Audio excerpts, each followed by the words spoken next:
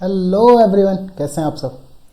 I hope आप सभी बहुत अच्छे होंगे और थैंक यू सो मच आप सभी का इतना सारा प्यार देने के लिए। फर्स्ट पार्ट को लाइफ प्रोसेस से आज उसी के कॉन्टिन्यूशन में हम लोग स्टार्ट करेंगे हमारा second part, and that is uh life process part 2। And in this part we are discussing about steps during photosynthesis, stomata and its functions, nutrition in amoeba and nutrition in human beings. As you can see here, यहाँ पर हमने एक digestive system का structure दिखाया। ये आपका stomach है, ये लार्ज इंटेस्टाइन का पोर्शन है and this is a small intestine. ये नीचे एनस, ये कॉलॉन एंड यहाँ पर अपेंडिक्स, राइट।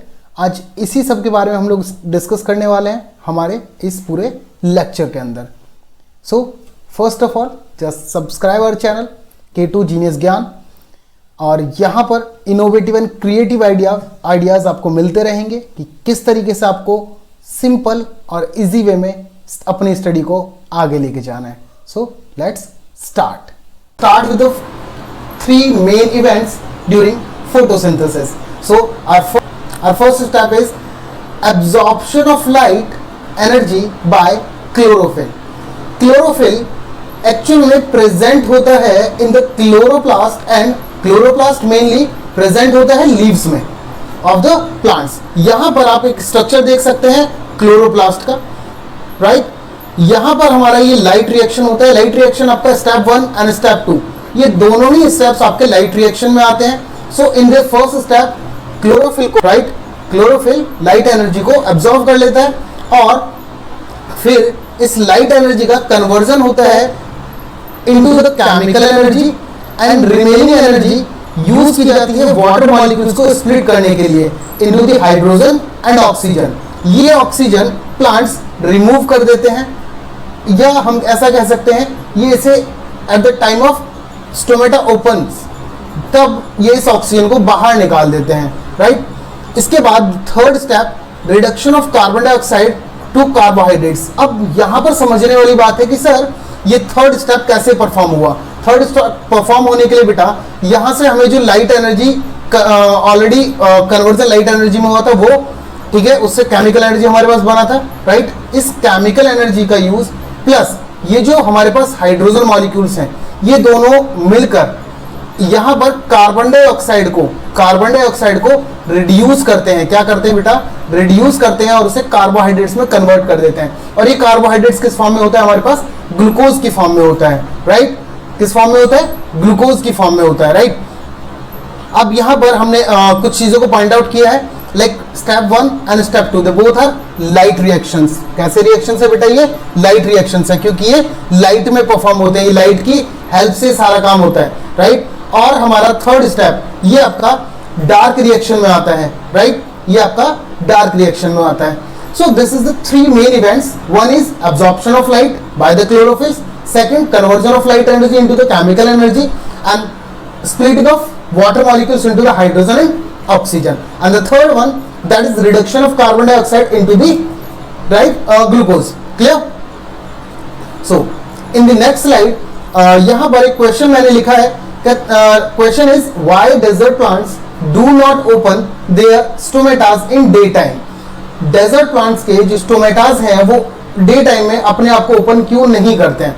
तो यहाँ पर हमने एक नोट लिखा है, पहले उसको समझते हैं फिर हम इसके ऊपर बात करेंगे। Above 3 steps, अभी हमने जो तीन इवेंट्स पढ़े थे फोटोसिंथेसिस के टाइम पे होने वाले, उन तीनों ही स्टेप्स को एक साथ होने की जरूरत नहीं है, एक के बाद एक होने की जरूरत नहीं है, ऐसा ये नोट हमें बताता है। एग्जाम्पल डेजर्ट प्लांट्स में, अब इसको समझते हैं डेजर्ट प्लांट्स में कैसे। कहते हैं they are taken CO2 during night time. ये नाइट टाइम पे अपने स्टोमेटास को ओपन करते हैं। When stomatas open at night time they take carbon dioxide from the environment. जब नाइट टाइम पे स्टोमेटास ओपन होते हैं ये कार्बन डाइऑक्साइड को इनटेक करते हैं, right. And intermediates are prepare, और इंटरमीडिएट्स प्रिपेयर होते हैं which is later on the converted into glucose. और जो इंटरमीडिएट्स ऑलरेडी बन चुके थे, लाइट एनर्जी का ट्रैप होना, उससे केमिकल एनर्जी का बनना, देन हाइड्रोजन का स्प्लिट आउट हो जाना फ्रॉम वाटर एंड ऑक्सीजन का स्प्लिट आउट हो जाना फ्रॉम वाटर, राइट।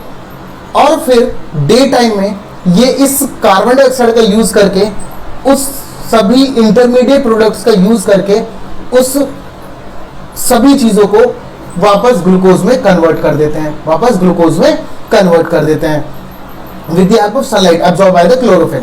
सो इसको सिंपल टर्म्स में अगर हम समझने की कोशिश करें बेटा, तो इसका मतलब है कि हमारे पास जो CO2, अगर डेजर्ट प्लांट CO2 लेंगे तो वो नाइट टाइम में ही अपने स्टोमेटास को ओपन करेंगे। रीजन, अगर वो डे टाइम में अपने स्टोमेटास को ओपन कर देते हैं, तो वहां पर अमाउंट ऑफ वाटर लॉस बहुत ज्यादा हो जाएगा, जिससे प्लांट के विल्ट होने के चांसेस बढ़ जाते हैं, ड्राई होने के चांसेस बढ़ जाते हैं। और अगर प्लांट ड्राई हो जाएगा तो ओवरऑल वो डेथ कर सकता है, मर जाएगा, राइट। इसीलिए डे टाइम में ये अपने स्टोमेटास को ओपन नहीं करते, क्योंकि एक तो डेजर्ट में वाटर की कमी है और ऊपर से वो स्टोमेटास को ओपन कर देंगे, गर्मी बहुत ज्यादा है, टेम्परेचर बहुत ज्यादा है, जिसकी वजह से वाटर और ज्यादा इवेपोरेट हो जाएगा और प्लांट ड्राई हो जाएगा, विल्ट हो जाएगा, सूख जाएगा, right.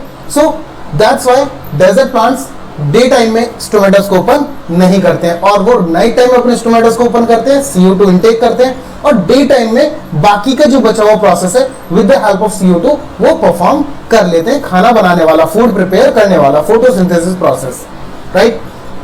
Come to the next slide.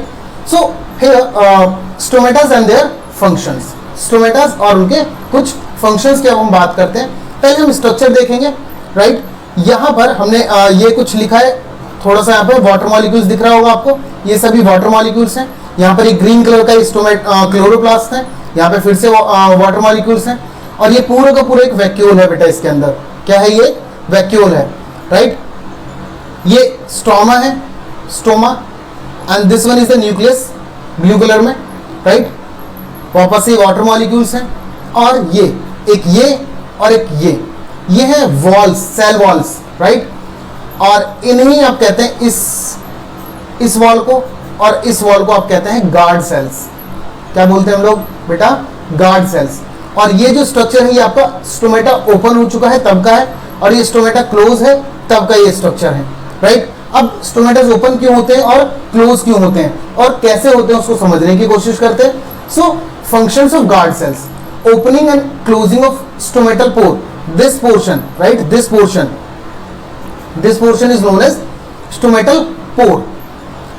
क्या होता है? गार्ड सेल्स स्वेल्स, जब गार्ड सेल्स स्वेल कर जाएंगे, कब? जब उनके अंदर वाटर का फ्लो होने लगेगा, जब वाटर उनके अंदर जाएगा तो वो स्वेल अप कर जाएंगे, राइट। आप यहां पर देखिए इस वाले स्ट्रक्चर में, यहां से वाटर मॉलिक्यूल सारा निकल चुका है बाहर, यहां से वाटर मॉलिक्यूल्स बाहर निकल चुका है, और इसमें वाटर मॉलिक्यूल अंदर की तरफ आ रहा है, राइट। तो इसलिए यहां पर अमाउंट ऑफ वाटर ऐड होते जा रहा है बेटा, जिसकी वजह से गार्ड सेल्स क्या कर देंगे? स्वेल कर जाएंगे, right, when stomatal pores open. और अभी स्टोमेटल पोर ओपन हो जाएंगे, और जब स्टोमेटल पोर्स ओपन हो जाएंगे तब ये ट्रांसपिरेशन परफॉर्म करते हैं। ट्रांसपिरेशन क्या होता है? The process of water passing out from the surface of plant और अ लीफ।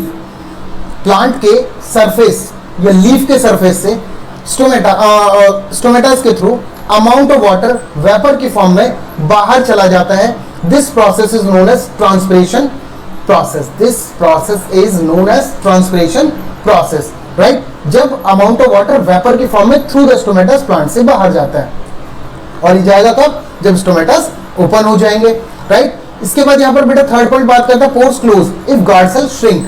पोर्स क्लोज हो जाएंगे अगर गार्ड सेल श्रिंक कर जाएंगे। श्रिंक कब करेंगे बेटा? जब अमाउंट ऑफ वाटर वेपर बाहर चला जाएगा, अमाउंट ऑफ वाटर वेपर बाहर चला जाएगा, राइट। इसके बाद ये ट्रांसपिरेशन के साथ में एक्सचेंज ऑफ गैसेस भी करते हैं, एक्सचेंज ऑफ गैसेस भी परफॉर्म करते हैं, and loss of water in form of vapour, जिसे आप ट्रांसपिरेशन कहते हैं, थ्रू दीज टाइनी पोर्स। इन्हें आप टाइनी पोर्स बोलते हैं। बहुत छोटे छोटे प्रेजेंट होते हैं बेटा on the epidermis of leaves, right. On the epidermis of leaves ये बहुत छोटे छोटे प्रेजेंट होते हैं। These stomatal pores are closed when plant does not need CO2 for photosynthesis. बेटा एक्सचेंज ऑफ गैसेस में क्या होता है? CO2, ये जो CO2 है बेटा ये इनटेक किया जाता है। क्या किया जाता है बच्चा? लिया जाता है प्लांट्स के थ्रू, एनवायरमेंट से। एनवायरमेंट से प्लांट CO2 लेते हैं और अपना ऑक्सीजन जो उन्होंने बनाया है उसको बाहर निकाल देते हैं। इसी प्रोसेस को बोलते हैं exchange of gases, exchange of gases, और at the same time amount of water vapor भी प्लांट से बाहर जाता है, उसको ट्रांसपिरेशन बोलते हैं. So this is the structure of stomata and their functions. I hope सभी को समझ में आया होगा.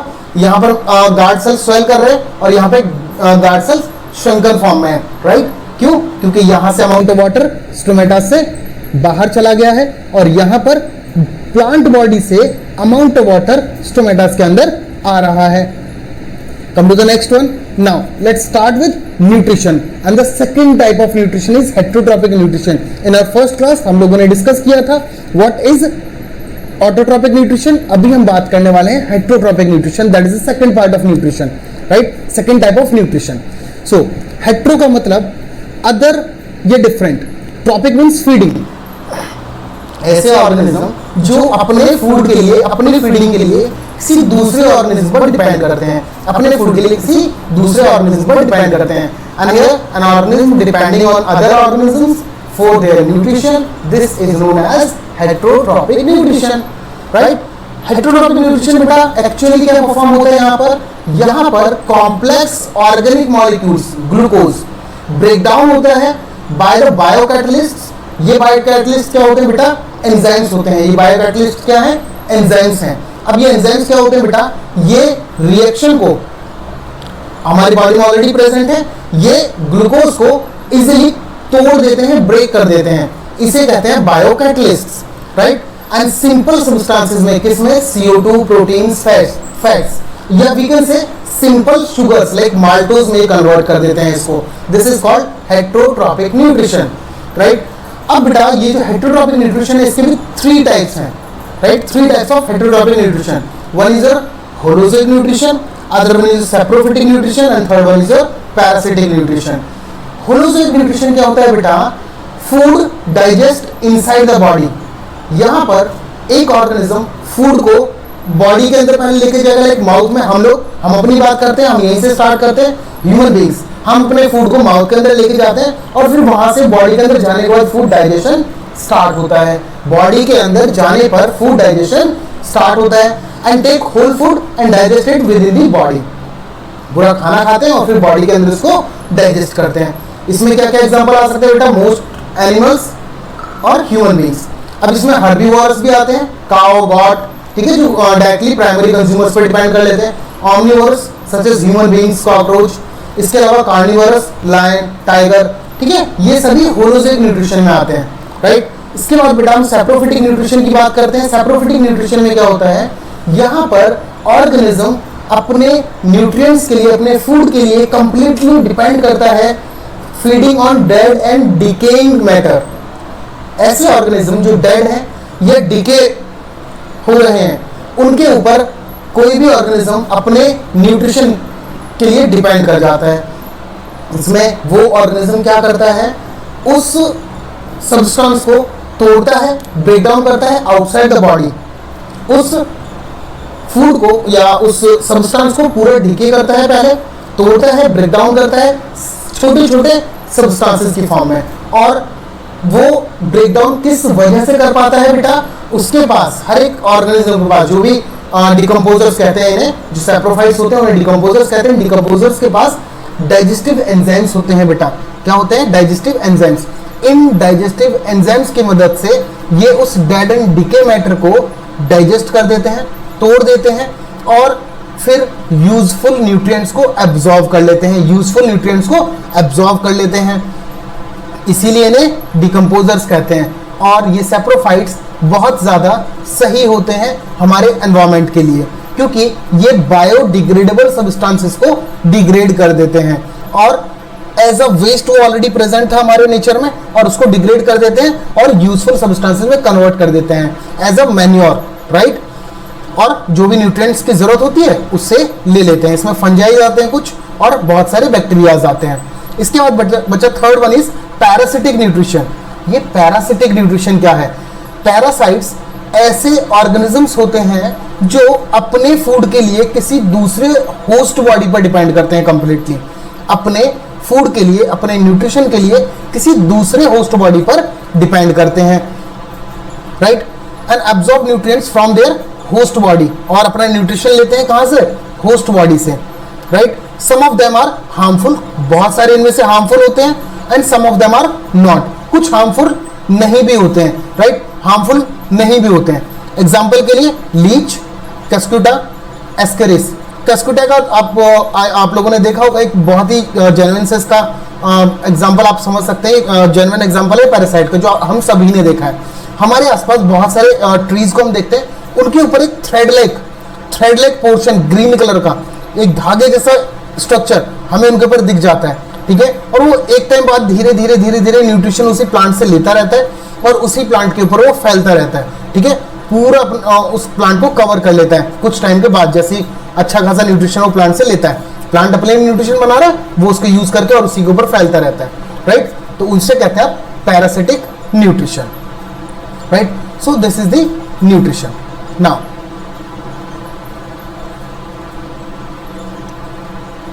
कम to the nutrition in animals. Nutrition in animals, यहां पर हम सबसे पहले न्यूट्रिशन इन अमीबा पढ़ेंगे बेटा। समझते हैं इसमें होता क्या है। देखिए, different animals have different mechanism of digestion depending on complexity of organisation. अलग अलग ऑर्गेनिजम्स की जब हम बात करते हैं तो उनके पास डाइजेशन के लिए अलग अलग तरह का मैकेनिज्म होता है on the basis of the complexity of their organisation.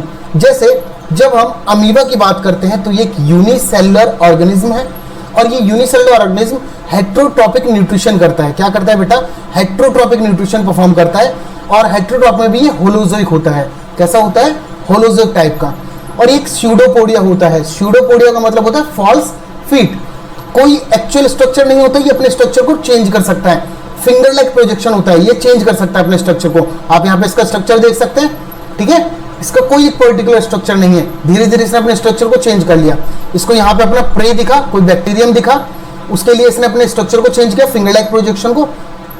Pseudopodia होता है, राइट, चेंज किया। धीरे धीरे ये एक वैक्यूल क्रिएट करने लग जाता है बेटा, ठीक है, एक वैक्यूल क्रिएट करता है, राइट। फैगोजोम्स बोलते हैं इन वैक्यूल्स को, क्या बोलते हैं? फैगोजोम्स। पूरा का पूरा जो बैक्टीरिया है उसको ये एनगल्फ कर लेते हैं, और एनगल्फ करने के बाद एक वैक्यूल क्रिएट कर लेते हैं, and this vacuole is known as food vacuole for amoeba. अब इस फूड वैक्यूल के अंदर बहुत सारे डाइजेस्टिव एंजाइम्स को डाल दिया जाएगा। यहाँ पे मैंने लिखा भी है, इस फूड पार्टिकल को ब्रेक डाउन करने के लिए डाइजेस्टिव एंजाइम्स की मदद से इसको ब्रेक डाउन कर दिया जाएगा। बहुत सारे डाइजेस्टिव एंजाइम छोड़ दिए जाते हैं साइटोप्लाज्म से, अमीबा के साइटोप्लाज्म से, ठीक है, और वो इस फूड मेटेरियल को डाइजेस्ट कर देंगे। यहाँ पर डाइजेशन हो चुका है, ठीक है, इसको फाइग्लोसोम्स बोलते हैं।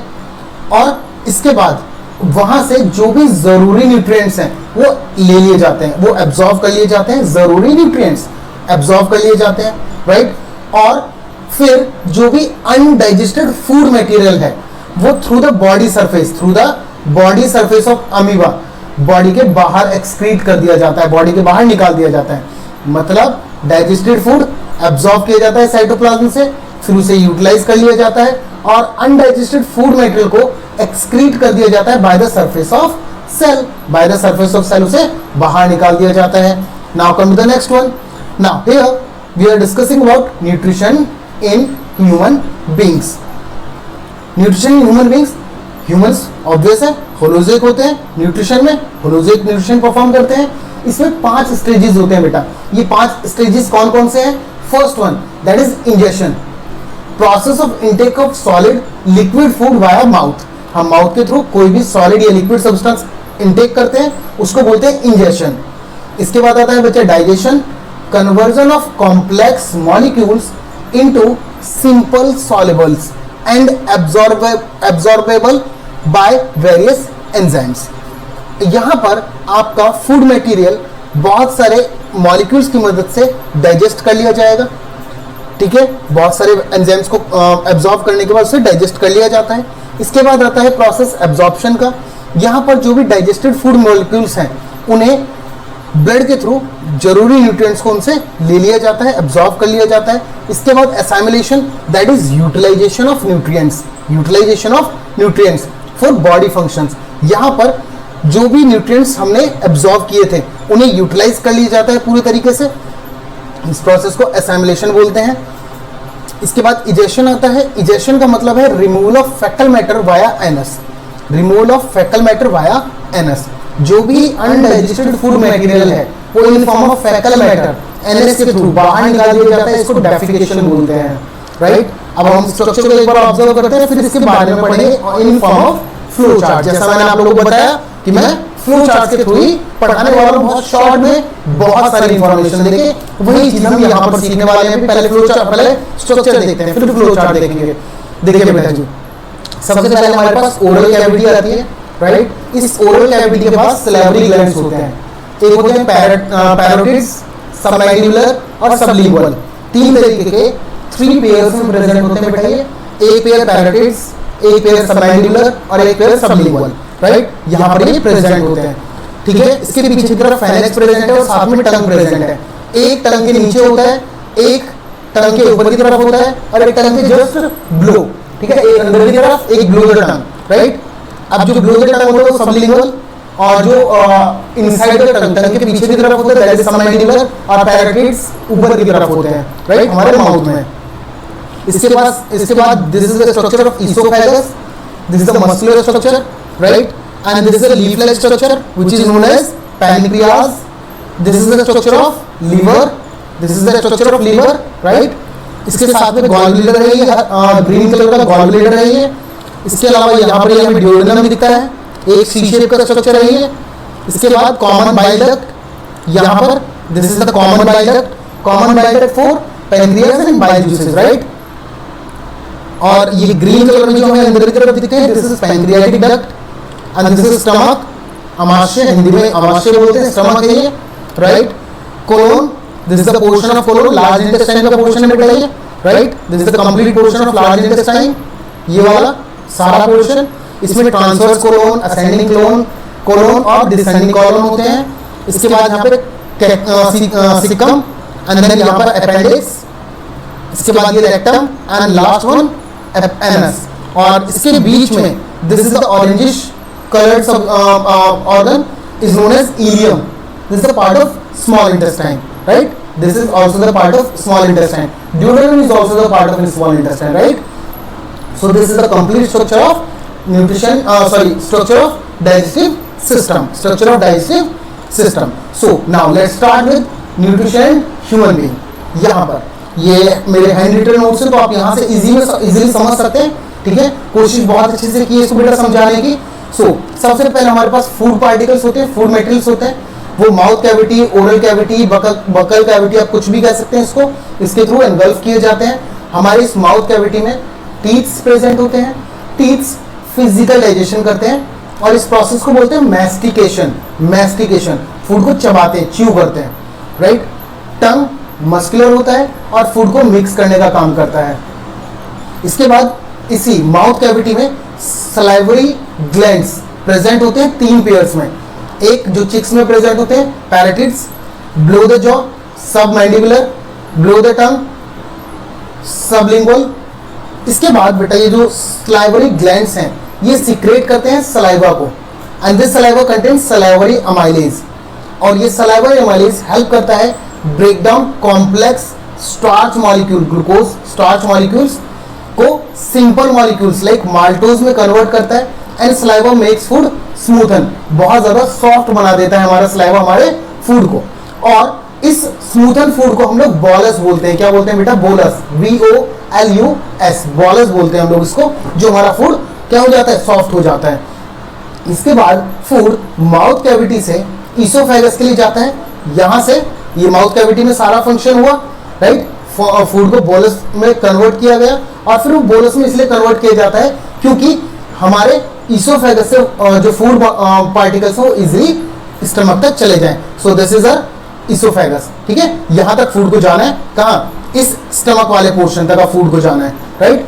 पहले इसोफेगस को पढ़ते हैं, इसे आप फूड पाइप कहते हैं, और यहाँ पर किसी तरह का कोई डाइजेशन नहीं होता है, और यहाँ पर किसी तरह का कोई भी डाइजेस्टिव एंजाइम भी प्रेजेंट नहीं होता है।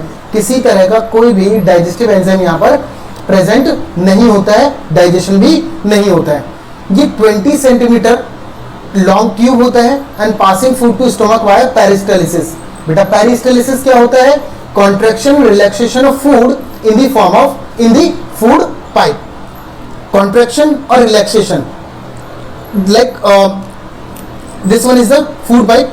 अपर पोर्शन क्या होगा, यहां से कॉन्ट्रैक्ट करेगा तो फूड जो बोलस फॉर्म में था वो नीचे की तरफ जाएगा, अभी अपर पोर्शन रिलैक्स कर जाएगा और ये लोअर पोर्शन अब कॉन्ट्रैक्ट करेगा, फिर फूड नीचे की तरफ चला जाएगा, अब ये पोर्शन अपने आप को कॉन्ट्रैक्ट करेगा और नीचे वाला पोर्शन अपने आप को रिलैक्स करेगा, और जब नीचे वाला कॉन्ट्रैक्ट करेगा तो अपर वाला रिलैक्स कर लेगा। तो कॉन्ट्रैक्शन रिलैक्सेशन, इस प्रोसेस को बोलते हैं पेरिस्टालिसिस। इनवॉलंटरी मूवमेंट होता है, हम हमारे विल के अकॉर्डिंग वर्क ये नहीं करता है, ये इनवॉलंटरी मूवमेंट होता है और फूड इजीली स्टमक तक चला जाता है। इसके बाद स्टमक क्या फंक्शन करता है बेटा, ये एक broad J shape bag like structure होता है, broad J shape bag like structure होता है, लेफ्ट साइड में प्रेजेंट होता है और सीक्रेट करता है गैस्ट्रिक जूसेस को। कहां से बच्चा, गैस्ट्रिक ग्लैंड से। गैस्ट्रिक ग्लैंड्स स्टमक में प्रेजेंट होते हैं जो गैस्ट्रिक जूसेस को सीक्रेट करते हैं, ठीक है, गैस्ट्रिक जूसेस को सीक्रेट करते हैं। और ये गैस्ट्रिक जूसेस कौन कौन से होते हैं बेटा, HCl, म्यूकस और pepsin. 3 gastric juices, one is HCl, one is mucus, another one is pepsin. अब इनके फंक्शंस को देखते हैं। HCl जर्म्स को किल करने का काम करता है, पहला काम। दूसरा, फूड को एसिडिक बनाता है। यहां पर क्वेश्चन आता है कि HCl फूड को एसिडिक क्यों बनाता है, ये what is the role of HCl in our digestive system. पहला, जर्म्स को किल करना, दूसरा, फूड को एसिडिक बनाना। एसिडिक क्यों बनाता है बेटा, ये जो पेप्सिन है ना, ये पेप्सिन एसिडिक मीडियम में ही वर्क कर सकता है, इसीलिए HCl फूड को एसिडिक बनाता है। इसके बाद mucus, it present in the inner lining of stomach wall and HCl, right. Inner wall of stomach, हमारे स्टमक का जो इनर वॉल है उसके और HCl के बीच में एक लाइनिंग होता है, ये म्यूकस एक लाइन क्रिएट कर देता है ताकि HCl इस इनर लाइनिंग ऑफ स्टमक से ना रिएक्ट कर पाए, क्योंकि HCl इज स्ट्रॉन्गेस्ट एसिड बेटा, और अगर ये हमारे स्टमक वॉल से रिएक्ट कर जाता है तो ये हमारे स्टमक वॉल को रप्चर कर सकता है, खराब कर सकता है, राइट। इसीलिए यहां पर ये एक प्रिवेंशन का काम करता है, हमारे HCl को स्टमक वॉल के साथ मिलने नहीं देता है। सो प्रिवेंट स्टमक फ्रॉम HCl, हमारे स्टमक को HCl से बचा के रखता है। पेप्सिन का काम क्या होता है, वर्क इन एसिडिक मीडियम। पहला काम क्या कर रहा है बेटा, ये एसिडिक मीडियम में काम करता है, ठीक है। पहला इसका यही है रूल कि पेप्सिन हमेशा एसिडिक मीडियम में ही वर्क करेगा, और इसका जो एक्चुअल फंक्शन है वो प्रोटीन्स को पेप्टोन्स में कन्वर्ट करने का है, प्रोटीन्स को पेप्टोन्स में कन्वर्ट करने का ये काम कर देता है, right. Come to the next one. इसके बाद पार्ट आता है आपका ड्यूडेनम का, जिसे आप अपर स्मॉल इंटेस्टाइन बोलते हैं। Upper small intestine U shape का ये ऑर्गेनली होता है, ठीक है, ऑर्गेनिज्म है, सॉरी ऑर्गन है यू शेप का, सॉरी फॉर दिस, ऑर्गन है ये यू शेप का। And receive the secretion from liver and pancreas, liver और पेनक्रियाज से ये सिक्रेशन को रिसीव करता है, लीवर एंड पेनक्रियाज। सो हमने बात की थी अभी जब स्ट्रक्चर की बात कर रहे थे, तो कॉमन बाइल पेनक्रियाटिक डक्ट की, कॉमन बाइल डक्ट उसको बोल देते हैं normally. So common bile pancreatic duct ये कलेक्ट करता है बाइल और पेनक्रियाटिक जूसेस को, बाइल और पेनक्रियाटिक जूसेस को, and passes into small intestine, और फिर उसे पास कर देता है स्मॉल इंटेस्टाइन। कौन सा पार्ट बेटा, ड्यूडेनम वाला पार्ट, वहां तक सारा सिक्रेशन भेज देता है। इसके बाद यहां पर लीवर आता है, लीवर के पास गॉल ब्लैडर होता है, और ये गॉल ब्लैडर स्टोरेज का काम करता है एंड रिलीज करता है बाइल जूसेस को इनटू ड्यूडेनम। पहले बाइल जूसेस को स्टोर करके रखता है और फिर उन्हें ड्यूडेनम के लिए ट्रांसफर कर देता है, भेज देता है। और ये बाइल जूसेस क्या काम करते हैं बेटा, फूड को वापस से अल्कलाइन बनाते हैं, क्योंकि HCl ने क्या किया, एसिडिक बना दिया, और ये वापस से उसको क्या कर देते हैं, अभी अल्कलाइन बना देते हैं, राइट। और फूड को क्या कर देते हैं, फैट्स को इमल्सिफाई कर देते हैं, ठीक है। जो फूड अब फैट्स की फॉर्म में आ गए, उन फैट्स को इमल्सिफाई करने का काम करते हैं। इमल्सिफिकेशन का मतलब क्या होता है, large fat globules are broken into smaller globules with the help of bile salts. Bile salts की मदद से लार्ज फैट ग्लोब्यूल्स छोटे छोटे फैट ग्लोब्यूल्स में टूट जाते हैं, so that they can easily digest bye enzyme lipase. और अब एंजाइम लाइपेज जो काम होता है पेनक्रियाज का, ठीक है, पेनक्रियाज रिलीज करता है बेटा लाइपेज को, और ये लाइपेज की मदद से इजीली डाइजेस्ट हो जाते हैं। Now let's discuss about pancreatic gland. Pancreatic gland बेटा सॉफ्ट होता है, पिंकिश कलर का होता है और लीफ लाइक स्ट्रक्चर होता है। सीक्रेट करता है पैनक्रियाटिक जूसेस को and also secret in insulin hormone. Insulin hormone को भी सीक्रेट करता है बेटा। इंसुलिन क्या काम करता है बेटा, हमारी बॉडी में ब्लड ग्लूकोज लेवल को मेंटेन करके रखता है, ब्लड के अंदर ग्लूकोज लेवल को मेंटेन करके रखता है, और ये हमेशा एल्कलाइन मीडियम में ही वर्क करता है। तो बेटा लीवर ने बाइल जूसेस सीक्रेट किए थे, इसने फूड को वापस एल्कलाइन बनाते हैं। क्यों एल्कलाइन बनाया बेटा? क्योंकि जो पैनक्रियाटिक जूसेस हैं वो सिर्फ एल्कलाइन मीडियम में वर्क कर सकते हैं, इसलिए इसने इसको क्या बना दिया? वापस से एल्कलाइन बना दिया। और ये दो तरीके के सब्सटेंसेस को एंजाइम्स को रिलीज करता है पैनक्रियास, एक ट्रिप्सिन और दूसरा लाइपेज। एमाइलेज भी होता है, एमाइलेज शुगर्स को सिंपल शुगर्स में कन्वर्ट करने का काम करता है, वो हमने ऑलरेडी ऊपर पढ़ लिया था इसलिए यहाँ नहीं लिखा गया है। ट्रिप्सिन फूड डाइजेस्ट करता है प्रोटीन्स को कंप्लीटली, और लाइपेज इमल्सिफाई फैट्स, जो फैट्स इमल्सिफाई हुए थे बाइल जूसेस की मदद से, उन्हें कंप्लीटली ब्रेक डाउन कर देता है। इसके बाद फंक्शन आता है जैजनम का। Jejunum is the lower portion of small intestine, और we can say lower part of small intestine. यहां पर ये सीक्रेट करता है इंटेस्टाइनल जूसेस को। कहां से? इंटेस्टाइनल ग्लैंड से। इंटेस्टाइनल ग्लैंड से इंटेस्टाइनल जूसेस को सीक्रेट किया जाता है, and which complete digestion takes place, और ये कंप्लीटली डाइजेशन परफॉर्म करते हैं। कार्बोहाइड्रेट्स को ग्लूकोज में कन्वर्ट करते हैं, प्रोटीन्स को एमिनो एसिड्स में, फैट्स को फैटी एसिड्स और ग्लिसरॉल में। इसके अलावा यहाँ पर हमने बात की है कंप्लीट डाइजेशन हो चुका है, तो कंप्लीट एब्जॉर्प्शन भी यहीं पर होता है, और ये complete absorption by the help of villi होता है। Villi is a finger like projection which is present inside the ilium portion of a small intestine. एक फिंगर लाइक प्रोजेक्शन होता है विलाई, उसकी मदद से कंप्लीट एब्जॉर्प्शन होता है, और विलाई के फिंगर लाइक प्रोजेक्शन होने की वजह से ये ज्यादा सरफेस एरिया प्रोवाइड करता है। तो यहाँ पे लिखा है increasing surface area, this arrow suggest us increasing, ठीक है, increasing surface area, and surface area बढ़ेगा तो डाइजेशन एंड एब्जॉर्प्शन ज्यादा अच्छे तरीके से हो पाएगा। और ये जो जैजनम एंड इलियम वाला पोर्शन है, ये लॉन्गेस्ट कॉइल्ड स्ट्रक्चर होता है, लॉन्गेस्ट कॉइल्ड स्ट्रक्चर। अब यहाँ पर हमने एंजाइम्स के बारे में बात की थी, बायोलॉजिकल कैटलिस्ट होते हैं, और ये रेट ऑफ बायोकेमिकल रिएक्शंस को अफेक्ट करते हैं, बायोकेमिकल रिएक्शंस को अफेक्ट करते हैं, उनके रेट को अफेक्ट करते हैं, कम या ज्यादा करने का काम ये करते हैं। Now the next one, colon. So colon large intestine का पार्ट होता है, ठीक है, लोअर पोर्शन में प्रेजेंट होता है, और लार्ज इंटेस्टाइन का काम क्या होता है बेटा? Absorption of H2 and minerals, H2 water को और मिनरल्स को पूरे तरीके से एब्जॉर्ब कर लेते हैं, एंड फॉर्मेशन ऑफ फैसेस, और अनडाइजेस्टेड फूड मटेरियल से फैसेस फॉर्मेशन कर देते हैं, फैक्टल मैटर बना देते हैं। इसके बाद कोलोन के अंदर वाटर का एब्जॉर्प्शन हो चुका है कंप्लीटली, और रेक्टम टेम्परेरी स्टोर करता है अनडाइजेस्टेड फूड मटेरियल को इन form of faecal matter, right, in form of faecal matter वो उसे रेक्टम उस फूड मटेरियल को स्टोर करके रखता है, और टेम्परेरी स्टोर करता है बेटा कुछ टाइम के लिए, और फिर एनएस के थ्रू उसे एग्जिट कर दिया जाता है फैसेस की फॉर्म में, उसको बाहर निकाल दिया जाता है। इसके बाद गैस्ट्रिक स्पिंचर्स आते हैं, दो स्पिंचर्स प्रेजेंट होते हैं, कार्डियक स्पिंचर होता है और एक पायलोरिक स्पिंचर होता है, ठीक है।